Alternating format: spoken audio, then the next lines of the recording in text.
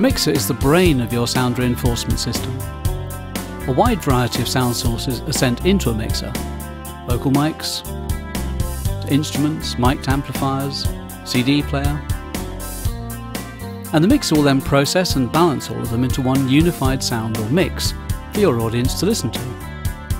It's a complicated procedure, and you certainly don't become a skilled front-of-house engineer overnight. Having said that, understanding a mixer is not actually as forbidding as at first glance it might seem. Why? Because although it seems as if you have to learn an entire panel's worth of knobs and faders, a mixer is mostly made up from what are called channel strips, all of which have identical controls. So, learn the controls on one channel strip and you've learned them all. There's more to a mixer than channel strips, of course, but that's a great start to this particular voyage of discovery.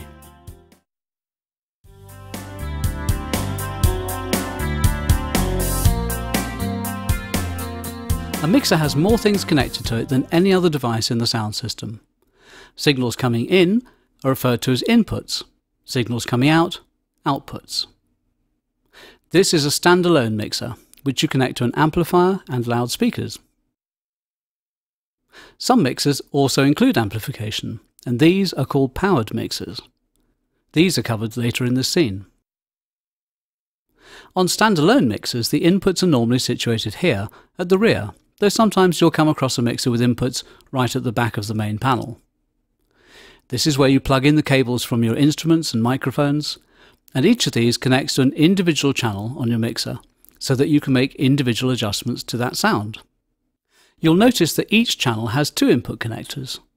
One, a multi-pin balance connection called an XLR, which is mainly for microphones, and the other a 1/4-inch jack connector marked line, which essentially you use for most everything else. Mixers are used to process sound, and sometimes this involves the use of special audio effects. Although some mixers may come with an effects processor built in, you may also want to use a dedicated effects processor. And these are also plugged in at the back. There are two methods of connecting effects units to a mixer. The first is into an individual channel via a two-way connection called an insert point. This you would use for a device that's designed to be used just on one sound or one channel at a time, like a compressor or limiter. The second is into a circuit called an auxiliary bus, which then lets any channel make use of the effect. You'd use this method for something like a digital reverb unit. An auxiliary bus is simply a special piece of wiring in a mixer that can be tapped into by other channels or controls, rather like, well, stops on a bus route. So we have a number of sound sources and effects processors coming into the mixer. How does the sound leave? All mixers will have at least one set of outputs that carry the unified or mixed signals out to your main amplification system. Usually, they'll have a second set of outputs that can send a different balance or mix to an amplification system designed for the musicians or performers on stage to hear, so that they can monitor or listen to themselves and each other. This is called a monitor system, and that mix will come out of its own set of outputs at the back. Completing our front panel overview, the other knobs and faders, aside from those that run along the channel strip, relate to effects and monitoring and the group functions. This area of the mixer is referred to as the master section, as it has all of the output controls.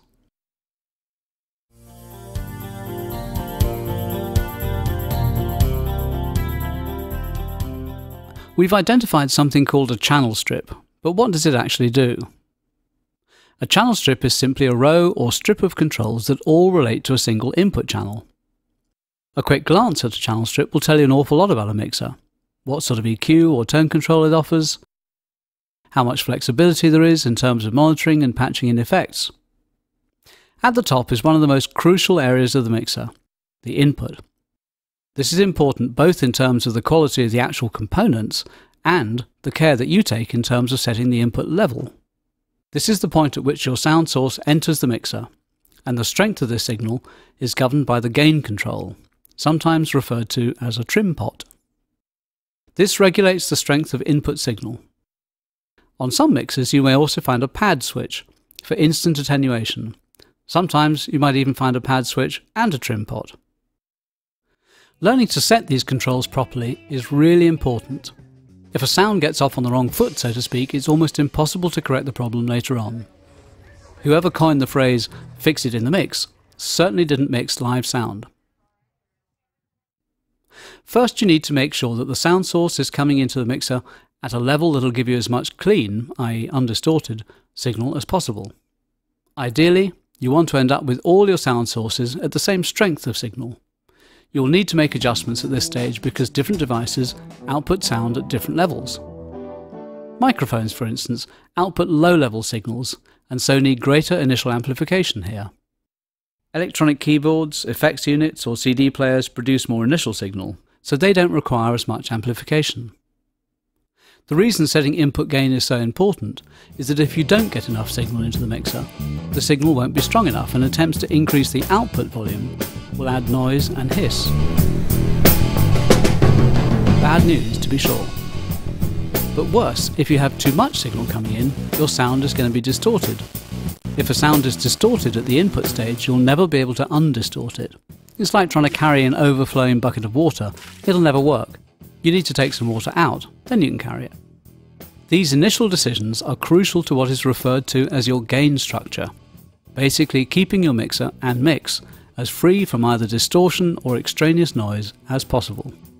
Good gain structure is essential if you want your mix to sound clean and punchy. By far, you have to have proper gain structure. Without proper gain structure, you're 10 steps behind. Okay, to set the input gain properly, position your channel fader at 0 dB or unity gain, and then ask the performer to send the strongest or loudest signal he or she is likely to play or sing. Make your adjustments so that the meter or peak LED for that channel just nudges into the red. If your input signal barely registers, then you need to increase the gain. If the signal is too hot or loud, like this, you need to turn it down. Following good gain structure practices at each stage that sound passes through your mixer is half the battle when it comes to getting a good mix. Armed with this array of knobs, you may be tempted to now start fiddling around, adjusting tone controls, adding effects and so on. But in fact, the sound system actually consists of more than just electronic gear. Professional audio engineers know that a good sound starts at the source. In fact, most of these folks live by the rule, he who uses EQ and effects the least, uses them best. So, if the singer sounds like he's got bronchitis or the snare drum sounds feeble, the first thing you need to do is to make sure that the microphone is positioned as it should be in order to capture the sound properly. Then you might want to try swapping the mic, or suggest tactfully that the drummer may want to tune his snare or even replace one of the heads. The point is, the better the original sound, the better your final mix will turn out because you're not having to compensate for weaknesses that you have little control over. You're simply making the performances louder. Sometimes tonal adjustment is necessary, and that's where these next controls come into play. EQ is short for equalization, and all mixers offer some form of control, be it a simple high, mid or low, boost or cut like the tone controls on a basic home stereo, or a sophisticated system where particular frequencies in a sound can be isolated and adjusted. We'll look at the whole subject of EQ in greater detail in another scene. For now though, here are 3 handy tips to keep in mind about EQ. 1. Use it sparingly. Too much EQ will almost invariably make a sound unnatural. 2. Cutting or reducing the level of certain frequencies can be just as powerful as boosting frequencies when it comes to improving a sound or curing a problem. 3. If it ain't broke, don't fix it. If a sound doesn't need any tonal adjustment, don't make any. And to help solve some specific problems, here is a simple switch that automatically filters out low rumble type noise. It's called a high-pass filter. This switch comes in handy if you want to reduce wind noise from microphones when working outside. It could also protect your loudspeakers from damage if someone accidentally dropped a microphone. Mixers are riddled with abbreviated names for odd-sounding features. And here's another one, AUX. The prime duty of a mixer is to combine multiple sound sources into one unified signal going out into the main speakers. That's not all they do though. Most mixers provide AUXes, or auxiliary signal buses, that tackle additional requirements such as being able to add effects to a particular sound and being able to deliver a mix for monitors on stage. Both such capabilities are handled by auxiliary buses and controls, normally referred to by their abbreviated name of AUX. When you see an AUX rotary control on a channel strip, it's really just another level control, adjusting the amount of signal from that channel to that particular AUX bus. AUX buses come in two varieties, namely pre-fader or post-fader. Sometimes they can be switched, as indeed they can here. If the AUX bus is pre-fader, this means that your sound is being sent to the AUX buses before it comes under the control of its main channel fade. Pre meaning previous or before. What does that mean though? Well, it means that adjusting the main channel fader will not disturb the amount of signal going to the AUX bus. And that's important because you don't want, say, a monitor mix to change just because a particular sound has been increased or decreased in the main mix. Sounds reasonable, doesn't it? So why on earth would we need a post-fader setting then? Think about effects. Say you set up a nice effect on a voice, some slapback echo or reverb. Now, if you want to adjust the overall level of that vocal, you'll also want to adjust what gets sent to the effects device. So if this AUX is post-fader, post meaning after the fader, then the two will always go hand in hand, just as you wanted. Moving down, pan is another abbreviated term, short for panorama. Just as it sounds, the pan control can send a particular input to the far left, far right, or dead center. While we're on the subject of panning, it's best not to pan signals full left or full right. In a live sound setting, very few people in the audience will be hearing both left and right speakers equally. And if you completely pan something all the way to the right, people on the left-hand side of the audience probably won't be able to hear it at all. While most switches and controls actively process or affect sounds, others are there just to help you keep track of things. And this can be very important when you have the pressure of a live show to deal with. This switch, for instance, gives you a helpful visual indication of which channels are on and are being sent into the main stereo outputs. This small switch, marked PFL, which stands for pre-fader listen, allows you to instantly hear the sound of that particular channel in your headphones, no matter whether the channel fader is up or down. And this can be a great help to check and confirm signals without disturbing your main mix. PFL is also extremely helpful when setting your initial input levels, because you can do this A, without the sound coming out of the mains, and B, because you can make use of the main level meters for additional visual help. Finally, is the fader or slider that increases or decreases the channel output. Some mixers may use a knob for this, but the function is the same. We've covered a lot of ground here, so let's recap. At the top of the channel strip are the input controls where you set the level of signal coming into the particular channel.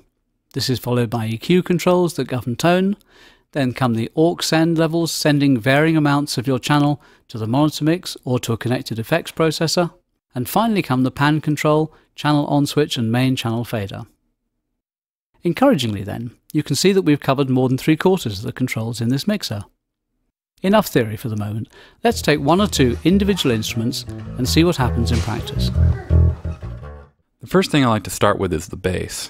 The bass player here has a nice amp that has a balanced line out feature that makes it really easy to get a good bass sound in the mixer. I just need to take a long XLR cable from the amp and plug it into one of our mixer channels. Then I ask the bass player to play about as loud as he thinks he's going to play. I turn on the pre-fader listen and then adjust the trim pot so that I get a good hot signal that just peaks in the red, but doesn't really distort. This bass player uses a lot of finger technique as well as slap and pop styles, so I've inserted a compressor in the channel just to smooth the dynamics out a little bit. The bass sound already has enough bass on it, so I don't really need to do any boosting there, but I like to add a bit of mid-range growl to the bass. Depending on how much slapping or popping he's doing or playing with his fingers, sometimes I'll add just a little extra high end just to help cut through the mix. Once I have a sound that I'm happy with, I turn off my PFL and I bring up the channel fader and see how it sounds in the main speakers. Because the bass player already has an amp on stage, there's no real reason to add any bass into the monitor mix. There's already plenty of volume from his amp for the rest of the band to hear. As for the snare drum, we're going to position the mic down towards the head of the snare. Our drummer's already tightened up the head, and we've got a good initial sound. Once we've gotten the mic positioned, it's pretty much the same process like I did with the bass player. I get the drummer to play just about as loud as he's going to play on the snare drum, and I bring up the trim control, adjusting the volume till I get a good signal but not too hot. I like a nice punchy sound to my snare, so one thing I'm going to do is add a little EQ. There's not a lot of bass already on the snare, so I don't have to do anything there, but I'm going to add a little high end to give a good snap, and a little mid-range like I did with the bass to give it some growl. Once I get a sound I'm happy with, I'll turn off my PFL, bring up the channel volume, and have a listen to how it sounds through the main speakers. No matter what your sound source, this is a very typical way that you would use the controls in a channel strip. There's more information on handling different instruments, mics and singers in the soundcheck scene, and more on the use of EQ and effects in the individual EQ and effect scenes.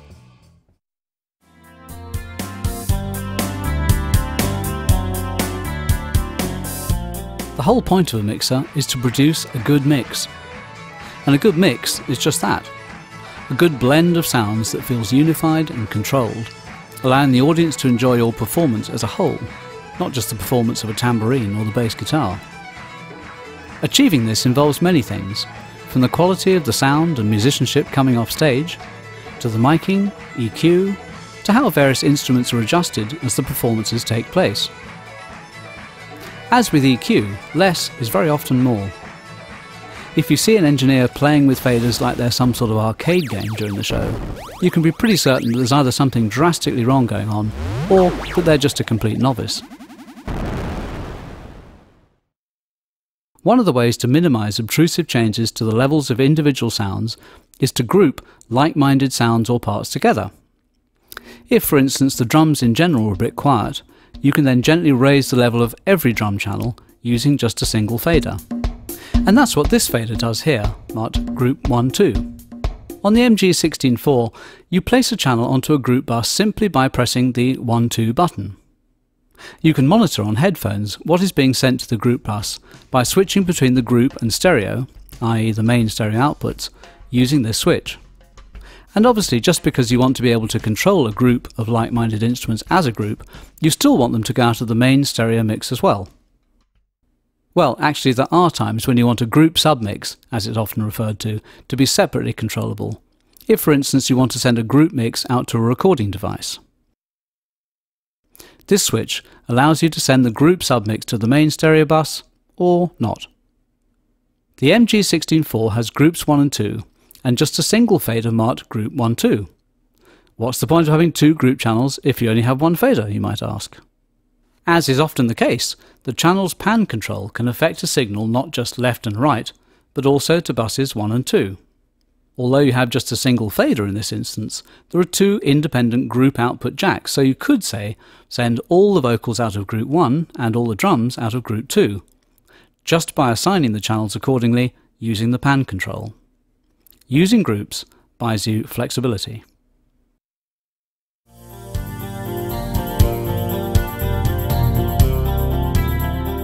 We discovered that the aux buses can be used for patching in effects processors or to set up a separate monitor mix.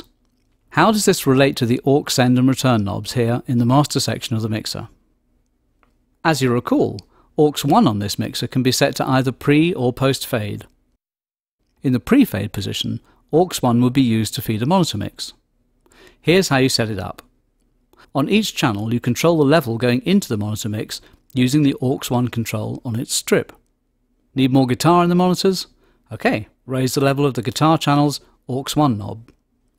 Meanwhile, on the master side, the aux 1 send control governs the overall level of the entire monitor mix going out to your monitor amp and speakers. The aux return control actually operates just like any other input channel, and in fact can be a very useful additional input sometimes, say for a click track or a sequencer signal, and this controls the level of anything currently patched into your mixer via the aux return. Aux 2 here is set to post fade, so this is a bus you'd normally use for the external effects processor. Again, the aux 2 send control governs the strength of signal going into the effects processor, and aux 2 return the strength of affected signal coming back to be added into the main mix. Finally, this knob here marked ST governs the level of aux 1 and 2 that you want going into the main stereo mix, i.e. your out-front sound. If you have, say, an external reverb unit patched into aux 2, the beauty of this system is that you can send varying amounts of each input to the reverb via the aux 2 knob on the respective channel. So you can add just a touch of reverb, say, onto the snare drum,